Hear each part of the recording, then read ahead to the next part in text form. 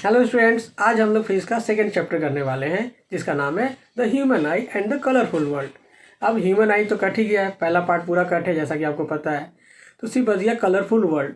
तो ये पूरा टॉपिक मैंने एक ही लेक्चर में कवर किया हुआ है, उसको देखो समझो। कुछ डाउट्स हो तो कमेंट पे बताओ या आप डायरेक्ट मुझसे टेलीग्राम पे भी जुड़ सकते हो। मैंने डिस्क्रिप्शन में इसका लिंक दे दिया है।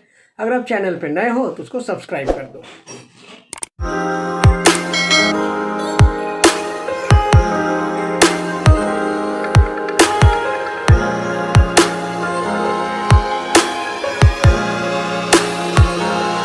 फ्रेंड्स, आज हम लोग फिजिक्स का सेकंड चैप्टर करने वाले हैं जिसका नाम है the human I and the colourful world. अब इसमें स्टार्टिंग के सारे पार्ट्स कट चुके हैं, ठीक है। इस बात को ध्यान में रखना है। वैसे मैंने मार्क कर दिया, आप देख सकते हो ये सारा पार्ट्स कट है। इसके बाद आप नेक्स्ट पेज भी आपका कट है, ये सारे पार्ट्स आपके कट हैं। उसके बाद सीधा आपका जो नेक्स्ट पार्ट आपको आने वाला है यहाँ से आने वाला है, मतलब पेज नंबर 191 से, ठीक है। Refraction of light through a prism. तो यहाँ से पूरा लास्ट तक आने वाला है, सब कुछ है। और ये लेक्चर मैं एक ही बार में ख़त्म करने वाला हूँ, इसके कोई पार्ट्स नहीं होंगे। एक शॉर्ट में सारा समझाने वाला हूँ, तो ध्यान से समझना है। बुक निकाल लो, अपने पेंसिल निकाल लो, जो भी इंपॉर्टेंट है अंडरलाइन करते चले जाना। चलो देखते हैं इसमें क्या दिया है। Refraction of light through a prism. You have learned how lights gets refracted through a rectangular glass slab for parallel reflecting surfaces as in glass slab. तो ग्लास स्लैब वाला का मैंने लास्ट लेक्चर में आपको बताया हुआ है, लास्ट चैप्टर मैंने सब अच्छे से डिस्कस किया हुआ है, डिटेल में बताया है। The emergent ray is parallel to the incident ray, ठीक है। However it is slightly displaced laterally. कि आपका जो इमर्जेंट रे है और जो इंसिडेंट रे है वो पैरेलल होता है और थोड़ा बहुत डिस्प्लेस्ड हो जाता है laterally.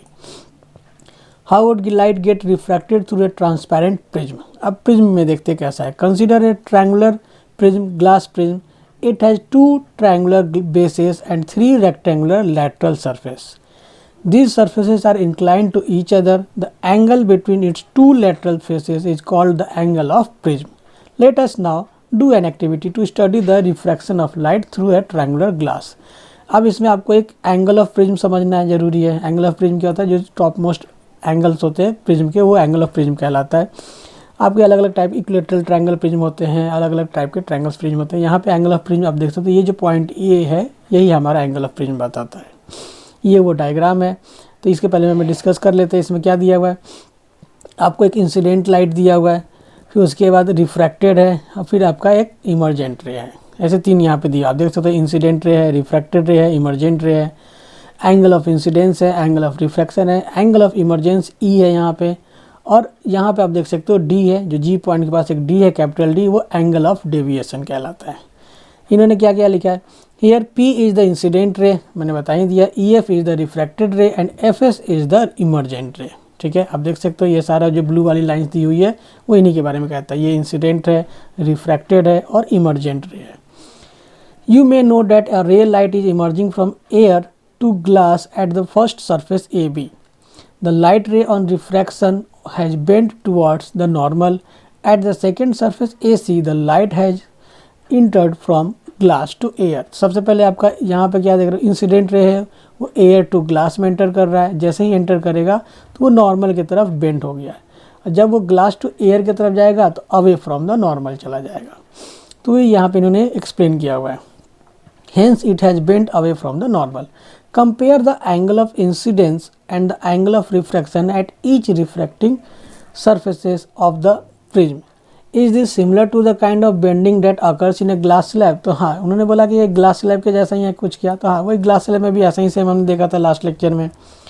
The peculiar shape of the prism makes the emergent ray bend at an angle out to the direction of incident ray. This angle is called the angle of deviation. तो ये आपको angle of deviation का definition जरूर पूछा जाएगा, इस बात को ध्यान में रखना है, ठीक है। तो ये जो ऊपर की लाइन है the peculiar shape of the prism, ये सारा लाइन आपको यही सेम लिखना है। अगर एंगल ऑफ डेविएशन में और डाउट है तो आप ये भी लिख सकते हो कि the angle of deviation is the angle equal to the difference between the angle of incidence and the angle of refraction. कि एंगल ऑफ इंसिडेंस और एंगल ऑफ रिफ्रैक्शन के बीच का डिफरेंस जो होता है उसी को एंगल ऑफ डेविएशन कहा जाता है। Between one medium to another of different refractive index. In this case angle D, आपने पिक्चर में मैंने दिखाया था, ये जी पॉइंट के बाद जो एंगल D है वही हमारा क्या है, एंगल ऑफ डेविएशन है। Mark the angle of deviation in the above activity and measure it. ठीक है, तो वो इन्होंने बोला कि ऐसा आपको एंगल डी जो है वो एंगल ऑफ डेविएशन है। नेक्स्ट है dispersion of white light by a glass prism. You must have seen and appreciated that spectacular colours in a rainbow. Rainbow में आपके 7 कलर्स आपको दिखते हैं। How could the white light of the sun give us various colours of the rainbow? Before we take up this question we shall first go back to the refraction of light through a prism. The inclined refracting surfaces of an glass prism show exciting phenomenon. Let us find out through an activity. तो यहाँ पे उन्होंने एक activity दिया हुआ है। ठीक है, इस एक्टिविटी में उन्होंने वही बताया कि कैसे now take a glass prism and allow light from वही ग्लास प्रिज्म आपके पास होगा तो आप इजीली बता सकते हो, देख सकते हो कि हाँ कुछ ऐसा आपको डायग्राम देखने को मिलेगा कि जैसे ही लाइट आप पास कराओगे, वाइट लाइट, सन की लाइट, तो वो क्या आपको अलग अलग कलर्स में 7 कलर्स में देखने को मिलते हैं। तो यहाँ पे इन्होंने क्या लिखा है, the prism has probably split the incident white light into A band of colours. तो जो प्रिज्म क्या कर रहा है वो स्प्लिट कर दे रहा है किसको, वाइट लाइट को, किस में, तो बैंड ऑफ कलर्स में। Note the colours that appear at the 2 ends of the colour band. What is the sequence of colour that you see in the screen? The various colour seen at violet, indigo. तो ये सारे colours आपको याद रखने पड़ेंगे। ठीक है, आपको शॉर्टकट इसको पता होना चाहिए। इसका शॉर्टकट क्या है, विबग्योर है। आप देख सकते हो नीचे से स्टार्ट हो रहा है विबग्योर, स्टार्टिंग वायलेट है और एंडिंग रेड से हो रही है। With help you to remember the sequence of colours. ये विबग्योर याद करने का तरीका है। The band of coloured components of a light beam is called spectrum. अब ये याद रखना कि स्पेक्ट्रम क्या होता है वो पूछेंगे। स्पेक्ट्रम का मतलब है कि the band of coloured components, ये जो कलर्ड कंपोनेंट्स की जो बैंड कह सकते हो ये स्पेक्ट्रम है। You might not be able to see all the colours separately. अब इसमें क्या होगा कि सारे कलर्स आप सेपरेटली नहीं देख पाओगे। जैसे आपका वायलेट है, इंडिगो है, ये एक जैसे ही दिखेंगे, ब्लू थोड़ा सा दिखेगा, फिर ग्रीन दिखेगा, येलो, फिर ऑरेंज टाइप का दिखने लगेगा, लेकिन ऑरेंज है नहीं यहाँ पे, फिर रेड है, ऐसा ऐसा नहीं दिया हुआ है इन्होंने। अब ऑरेंज के बाद क्या दिखेगा आपको, तो रेड दिखेगा, ऐसा इन्होंने बताया। तो सब मिक्स थोड़ा हो जाता है। आप 7 कलर्स अलग अलग तरीके से नहीं देख पाओगे, आप सेपरेटली नहीं बता पाओगे कि हाँ ये 7 कलर्स यहाँ पे दिख रहे हैं, बट होते हैं। You might not be able to see all the colour separately yet something makes each colour distinct from the other. फिर भी थोड़ा बहुत डिफरेंस दिखेगा ही। The splitting of light into its component colour is called dispersion. तो spectrum के बाद, spectrum तो आपका बैंड ऑफ कलर हो गया था, डिस्पर्सन क्या होता है, the splitting of white light into component colour is called dispersion. तो ये चीज़ ध्यान में आपको रखना है। अब यहाँ पे जो मैंने यहाँ पे सबकी वेवलेंथ लिखी है, क्यों ऐसे लाइट्स अलग अलग टाइप की दिख रही है, तो सारे लाइट्स का अलग अलग वेवलेंथ होता है जो हमें इसे डिस्पर्सन के टाइम में दिखता है। रेड का 650 नैनोमीटर है, ऑरेंज है, येलो है, ग्रीन है, तो सारे कलर्स की अलग अलग वेवलेंथ होती है, अलग अलग स्पीड होती है, इसीलिए हमें ऐसे कॉन्स्टिट्यूएंट्स अलग अलग कलर देखने को मिलता है। इस बात को ध्यान में रखना है। You have seen that white light is dispersed into 7 color components by a prism. Why do we get these colors? Different colors of light bend through different angles with respect to the incident ray. As they pass through the prism, the red light bends the least. ठीक है, आपको red light का याद रखना है कि red light क्या दिया है, bend the least, while the violet most.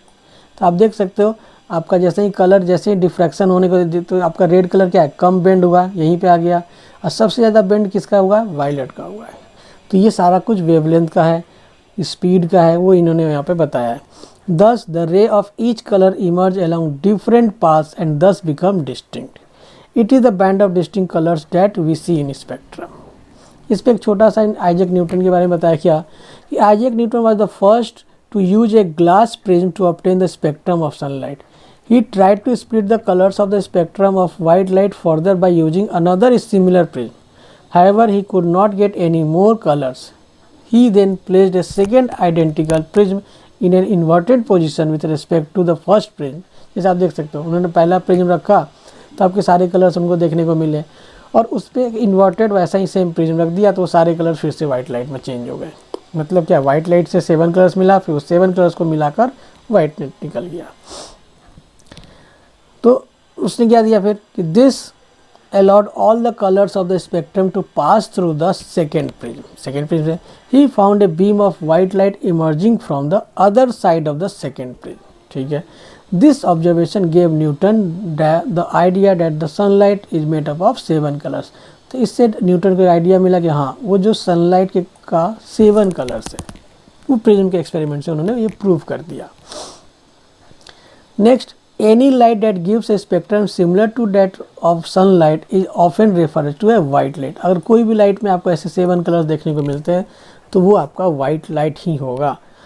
अब रेनबो के देखते हैं कि रेनबो के केस में क्या होता है। अ rainbow is a natural spectrum appearing in the sky after a rain shower. ठीक है, बारिश के बाद हमें रेनबो देखने को मिलता है। It is caused by dispersion of sunlight. तो कैसा होता है ये डिस्पर्सन ऑफ सनलाइट के कारण होता है। बाय टाइनी वाटर ड्रॉपलेट्स, छोटे छोटे से वाटर ड्रॉपलेट पे सनलाइट पड़ती है तो हमें ऐसा रिव्यूर देखने को मिलता है, मतलब आप कह सकते हो रेनबो देखने को मिलता है। Present in the atmosphere, a rainbow is always formed in a direction opposite to that of the sun. तो सन जिधर रहेगा उसके अपोजिट साइड में ही आपको रेनबो देखने को मिलेगा। The water droplets act like a small prism. ठीक है, जो वाटर ड्रॉपलेट्स है वो स्मॉल प्रिज्म के जैसे काम करेंगे। They refract and disperse the incident sunlight. तो पहले क्या करेगा, वो रिफ्रैक्ट करेगा, उसके बाद डिस्पर्स करेगा इंसिडेंट सनलाइट को, देन रिफ्लेक्ट इंटरनली। ये सारे वर्ड्स आपको याद रखना पड़ेगा किस तरह से पैटर्न चल रहा है। मैंने यहाँ पे लिखा हुआ भी है कैपिटल आर कैपिटल डी, किसके लिए, रिफ्रैक्ट देन डिस्पर्स, फिर स्मॉल आर है तो रिफ्लेक्ट होगा, फिर बाद में लास्ट में आपका फिर से रिफ्रैक्ट हो जाएगा capital R.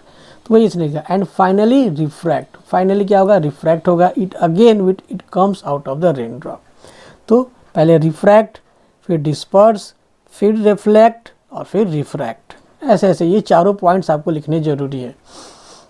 Due to the dispersion of light and internal reflection different colours reach the observer's eye. तो ऐसा हमें रेनबो देखने को मिलता है। You can also see a rainbow on a sunny day when you look at the sky through a waterfall. अगर waterfall के थ्रू आप सन को देखने की कोशिश करोगे तो हमें ऐसा, या फिर वाटर फाउंटेन में भी देखने को मिलता है। आप शायद आपने बहुत सारे बच्चों ने देखा भी होगा। नेक्स्ट है टॉपिक हमारा atmospheric refraction. You might have observe that the apparent random wavering और flickering of object seen through a turbulent steam of hot air rising above a fire और ए रेडिएटर। जैसे कार के engine के ऊपर में, अगर आप कभी कार में बैठे होगे तो सामने इंजन के ऊपर देखोगे कि उसकी जो एयर है वहाँ की वो फ्लिकर कर रही है। The air just above the fire becomes hotter than the air further up. The hotter air is lighter. Hotter air कैसा होगा, लाइटर होगा, लेस डेंस होगा than the cooler air and has a refractive index slightly less than. तो hotter air lighter के साथ साथ dense भी कम होगा और उसका रिफ्रैक्टिव इंडेक्स थोड़ा कम होता है कूलर एयर से। Since the physical condition of the refracting medium are not stationary, the apparent position of the object as seen through the hot air fluctuates. This wavering is thus an effect of atmospheric refraction on a small scale in our local environment. तो ये हमें local environment में ऐसा कह सकते हैं हमें देखने को मिलता है छोटे स्केल में। द ट्विंकलिंग ऑफ स्टार्स ये similar phenomenon on a much larger scale. जो ट्विंकलिंग ऑफ स्टार्स होता है वो आप कह सकते हो बहुत बड़ा एक रीजन है रिफ्रैक्शन का, एटमॉस्फेरिक रिफ्रैक्शन का। देखते कैसे उन्होंने क्या इसमें एक्सप्लेन किया है। ट्विंकलिंग ऑफ स्टार्स में the twinkling of a star is due to atmospheric refraction of starlight. ठीक है, the starlight on entering the earth atmosphere undergoes refraction continuously before it reaches the earth. तो जो star की जो light होती है वो अर्थ तक पहुंचने पर बहुत सारे उसके अंदर रिफ्रैक्शन होते हैं, क्योंकि बहुत सारे एटमॉस्फेयर है, अलग अलग एटमॉस्फेयर है, तो बहुत सारा हमें रिफ्रैक्शन देखने को मिलता है। The atmospheric refraction occurs in a medium of gradually changing refractive index. और जैसे जैसे वो हमारे धरती पे हमारे अर्थ के नज़दीक आती है स्टार लाइट, वैसे वैसे हमें उसका रिफ्रैक्टिव इंडेक्स चेंज हो जाता है। Since the atmosphere bends starlight towards the normal. अब एटमॉस्फेयर क्या करेगा, स्टार लाइट को नॉर्मल की तरफ बेंड करेगा। ठीक है, the apparent position of the star light star is slightly different from the it's actual position. इसके कारण क्या होगा, जो उसका अपरेंट पोजीशन है वो थोड़ा सा शिफ्ट हो जाता है एक्चुअल पोजीशन से। मतलब हमें जहाँ स्टार दिखती है वो स्टार वहाँ पे है नहीं, वो है कहीं और पे। The star appear slightly higher. दूसरी चीज़ कि उसका पोजीशन तो चेंज हुआ ही, उसके बाद वो थोड़ा हायर दिखेगा, above than its actual position when viewed near the horizon.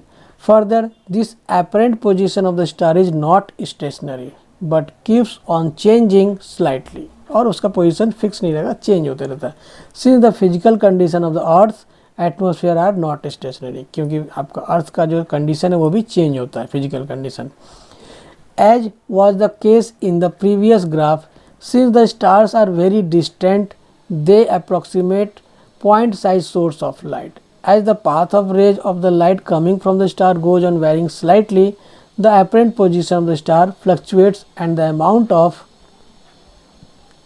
starlight entering the eye flickers. कहने का मतलब क्या कि स्टार कैसा एक पॉइंट साइज सोर्स ऑब्जेक्ट के जैसा इन्होंने रेफर किया हुआ है, तो इसी कारण उसका लाइट हमें ऐसा फ्लिकर करते हुए दिखता है. The star sometimes appears brighter, कभी ब्राइटर आपको दिखेगा, एंड समटाइम्स फेंटर, कभी फेंटर दिखेगा. तो वही ट्विंकलिंग कहने का मतलब, which is a twinkling effect कह सकते हो. तो नेक्स्ट पूछा है व्हाई डोंट प्लैनेट ट्विंकल्स. कभी कभी क्वेश्चन यही डायरेक्ट उठा के डाल देते हैं वो लोग, तो आपको ध्यान में रखना है कि इसका आंसर इसी पैराग्राफ में दिया हुआ है. तो क्या बोला, the planets are much closer to the earth. जो प्लैनेट्स होते हैं वो बहुत नज़दीक होते हैं अर्थ के, and are thus seen as a extended source. तो वो कैसा है, एज ए एक्सटेंडेड सोर्स के जैसा हम उसको समझ सकते हैं. If we consider a planet as a collection of large number of point size source of light, the total variation in the amount of light entering our eye from all the individual point size source will average out to zero. कहने का मतलब क्या है कि अगर आपने planet में बहुत सारे छोटे छोटे से पॉइंट कंसीडर कर लिए एज ए पॉइंट सोर्स, तो वो सारे पॉइंट सोर्स एक दूसरे को क्या करेंगे, एंड एवरेज वो कैंसिल कर देते हैं. इसीलिए thereby nullifying the twinkling effect, हमारा जो दूसरे प्लैनेट्स है वो ट्विंकल नहीं करते हैं. नेक्स्ट टॉपिक दिया advance sunrise and delayed sunset. ठीक है, अब इसमें हमें 2-2 मिनट का फ़ायदा है. मतलब एडवांस सनराइज होगा और डिलेड सनसेट होगा. मतलब सन हमें 2 मिनट पहले दिखेगा और 2 मिनट लेट तक दिखेगा, तो टोटल 4 मिनट का फ़ायदा हो गया हमें यहाँ पे. The sun is visible to us about 2 minutes before the actual sunrise and about 2 minutes after the actual sunset.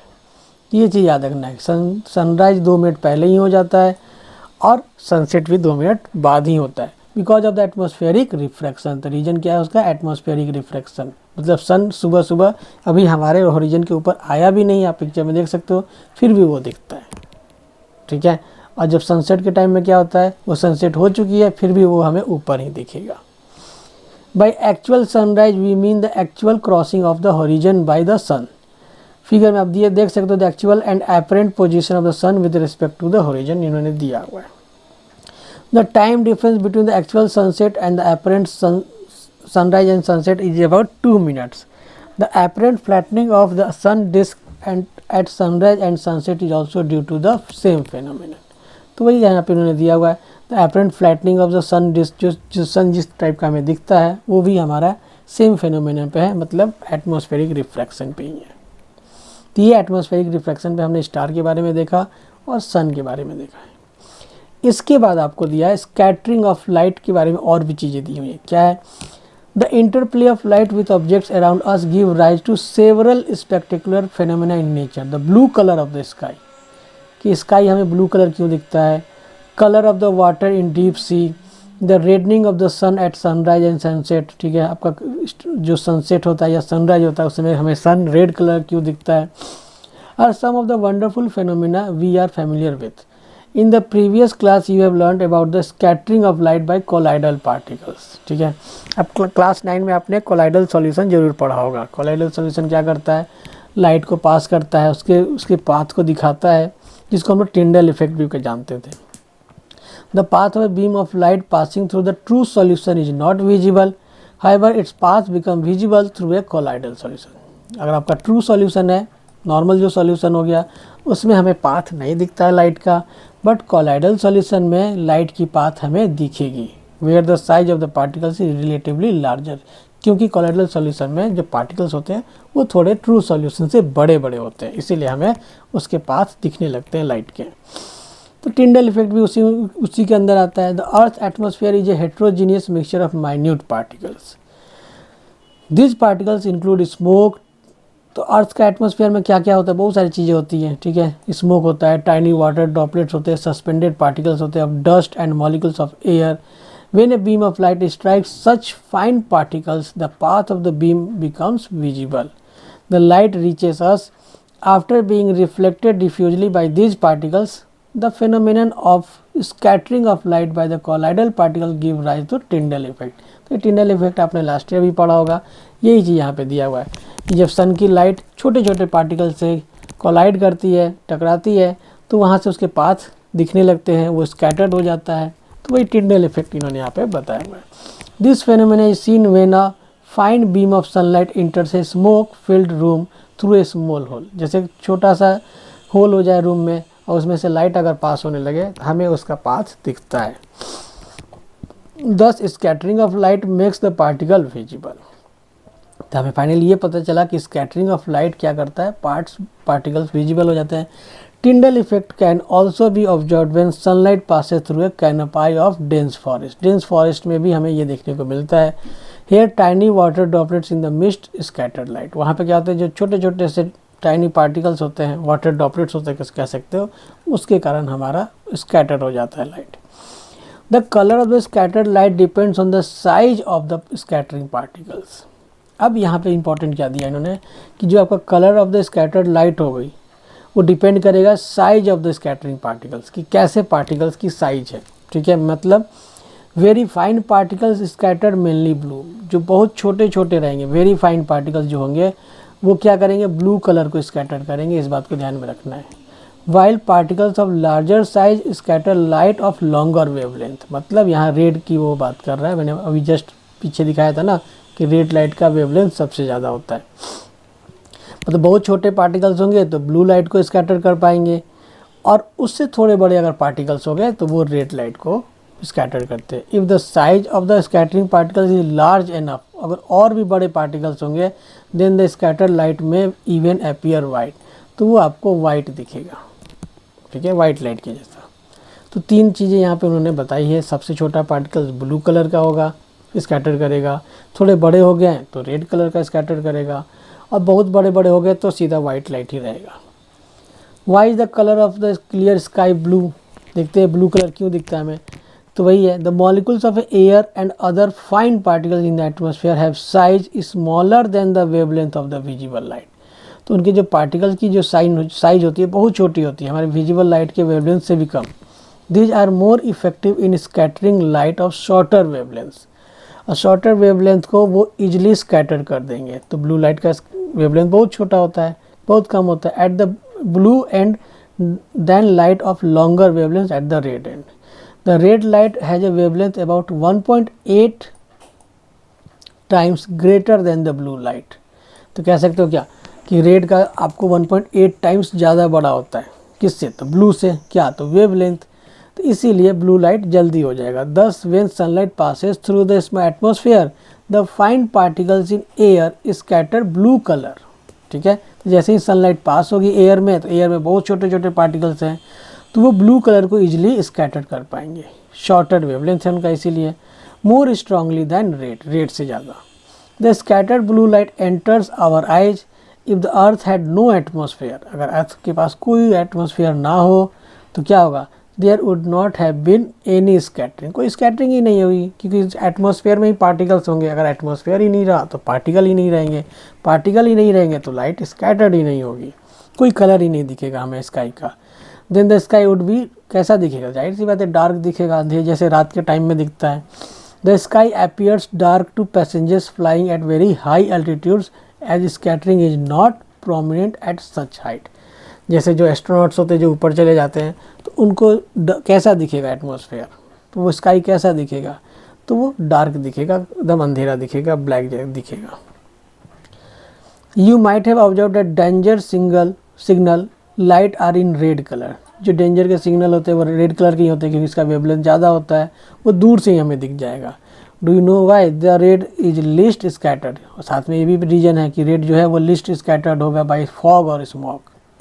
Therefore, it can be seen in the same color at a distance। तो पहला तो उसका wavelength ज़्यादा है, दूसरी बात वो scattered भी नहीं करता है ज़्यादा। ठीक है, colour of the sun and sunrise and sunset क्या दिया है, have you seen the sky and the sun at sunset और sunrise, have you wondered as the why the sun and, वही उसने पूछा कि सनसेट और सनसेट राइज के टाइम में आपको रेड कलर क्यों दिखता है।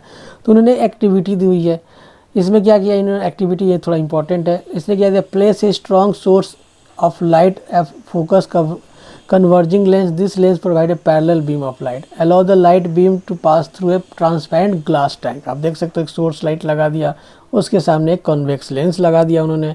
तो यहाँ से जो भी लाइट निकलेगी तो ये एज ए फोकस बिहेव करेगा, तो यहाँ से जो भी लाइट जाएगी वो पैरेलल हो जाएगी। फिर सामने एक और उसने ब्लॉक लगा दिया हुआ है, टैंक है, टैंक के अंदर वाटर है। तो देखते हैं उन्होंने और क्या क्या चीज़ इनमें डाला है इसने। Allow the beam of light to pass through a circular hole made in a cardboard, ठीक है। ग्लास टैंक के बाद इस कार्डबोर्ड में एक होल कर दिया, बाकी के सारे लाइट्स रुक जाएंगे, कुछ लाइट यहाँ से पास होगी जो भी पैरेलल होंगे। फिर से एक उसने लेंस लगा दिया, कॉन्वेक्स लेंस, और ये सारा लाइट पैरेलल है तो एक ही जगह पे फोकस करेगा। अब उसने वाटर के अंदर क्या डिजोल्व कर दिया, about 200 gram of sodium thiosulphate in about 2 liter of clean water taken in the tank. Add about 1 to 2 ml of concentrated sulfuric acid to water. तो दो चीज़ें उन्होंने ऐड किया, एक सोडियम थायोसल्फेट 200 ग्राम और 1 to 2 ml आपको सल्फ्यूरिक एसिड इन्होंने use किया है कॉन्सेंट्रेटेड। तो इस पर क्या होगा, you will find fine microscopic sulphur particles precipitating in about 2 to 3 minutes. तो वो रिएक्शन होगा, छोटे छोटे से सल्फर पार्टिकल हमें वो दिखेंगे। As the sulphur particle begin to form you can observe the blue light from the 3 sides of the glass tank. तो ग्लास टैंक के 3 साइड से हमें कैसा ब्लू लाइट दिखेगा, इस बात को ध्यान में रखना है।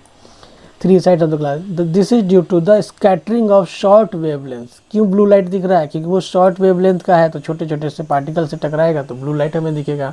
Bye minute colloidal sulphur particles, क्योंकि सल्फर पार्टिकल्स बहुत छोटे छोटे थे, उनके कारण हमें ये 3 तरफ से ब्लू कलर दिखेगा। Observe the colour of the transmitted light from the 4th side of the glass tank facing the circular hole. अब ये जो सर्कुलर होल है, अगर मैं उधर से देखूँ इसको, बाकी 3 तरफ से तो ब्लू दिख रहा है, लेकिन सामने से अगर मैं देखूँ, इधर जो सर्कुलर होल है वहाँ से मैं देखूँ, तो first the orange red colour of the bright crimson red colour on the screen. तो हमें वो कैसा दिखेगा, पहले थोड़ा ऑरेंज के जैसा दिखेगा और थोड़े बाद वो रेड कलर का स्क्रीन पे हमें वो दिखेगा मार्क। तो ये वो बताना चाहता है। This activity demonstrate the scattering of light that helps you to understand the bluish colour of the sky and the reddish appearance of the sun at the sunrise और सनसेट। कि सनसेट और sunrise के time में sun आपका red क्यों दिखता है, reddish क्यों दिखता है, और स्काई ब्लू क्यों दिखती है। तो उसने क्या बोला है कि light from the sun near the horizon passes through thicker layers of air and larger distance in the earth atmosphere before reaching our eyes. तो उसने क्या बोला कि जब सन हॉरिजन के टाइम में पास रहेगा तो सबसे उसका डिस्टेंस बहुत ज़्यादा रहेगा, लार्जर डिस्टेंस दूर रहेगा हमसे, हमारे अर्थ से, और वहाँ पे थिक लेयर्स होते हैं एटमॉस्फेयर के, ठीक है। तो थिक लेयर्स रहेंगे, बड़े बड़े पार्टिकल्स रहेंगे, तो जाहिर सी बात है वो बड़े वेवलेंथ को स्कैटर करेगा, मतलब रेड कलर को स्कैटर करेगा, इसलिए वो रेड कलर का हमें सन दिखता है। But light from the sun overhead, जब दोपहर के टाइम में सन जो ओवरहेड पे आ गया तो उसका डिस्टेंस थोड़ा कम हो जाता है, ठीक है। दूसरे वजह शॉर्टर डिस्टेंस हो जाएगा, नज़दीक कहने का मतलब हो जाता है वो।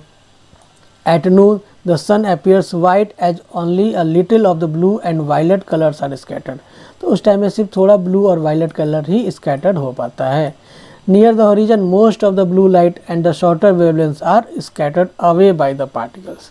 अब हॉरिजन के टाइम क्या होगा, तो जो भी ब्लू लाइट्स है वो स्कैटर्ड हो जाते हैं, पर वो दूर तक पहुंच नहीं पाते हैं, रेड लाइट ही ट्रैवल कर पाता है। Therefore the light that reaches our eyes is of longer wavelength. तो हमारी आंखों तक वही लाइट पहुंच पाएगी जिसका वेवलेंथ बहुत ज़्यादा होगा सनसेट और सनराइज के टाइम में। तो कौन सी है वो लाइट, तो रेड लाइट है, उसका वेवलेंथ ज़्यादा है, तो वो हमें इजली हमें सनसेट और सनराइज के टाइम में ट्रैवल करेगा वो लाइट और हमें दिखेगा। This give rise to the reddish appearance of the sun. तो ये उन्होंने फाइनली बताया कि कैसे हमें ब्लू लाइट दिखता है और कैसे रेड लाइट दिखता है, ठीक है, कि सनसेट और सनराइज के टाइम में रेड दिखेगा। तो यही था इस चैप्टर में, ठीक है, और कुछ दिया नहीं है। सब चीज़ें समझो ध्यान से, ये पूरा चैप्टर इन्होंने थियोरी पार्ट में रखा हुआ है। अगर कुछ भी डाउट हो तो मुझे कमेंट सेक्शन में बताओ। अगर आप मुझसे डायरेक्ट जुड़ना चाहते हो तो डिस्क्रिप्शन में मैंने टेलीग्राम का लिंक भी दिया हुआ है, आप वहाँ भी मुझसे जुड़ सकते हो, ठीक है। अगर आप चैनल पर नए हो तो उसको सब्सक्राइब कर दो, अपने दोस्तों को भी इन्फॉर्म करो, उनको भी थोड़ा बेनिफिट मिले, ठीक है। चलो बाय।